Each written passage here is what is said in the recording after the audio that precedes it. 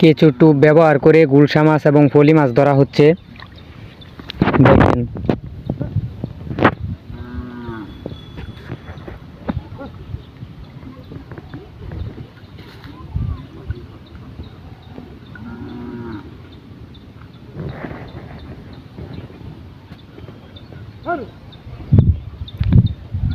অনেক ভালো ভালো মাছ সে পাইছে, অসাধারণ সাইজের মাছ, কি বড় বড় সাইজের গুলশা মাছ সে পাইছে।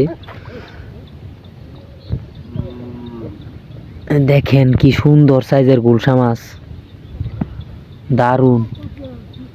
বিলের মাছ এর চেয়ে বড় পাওয়াই যায় না, কেঁচো দিয়ে ধরা হয়েছে।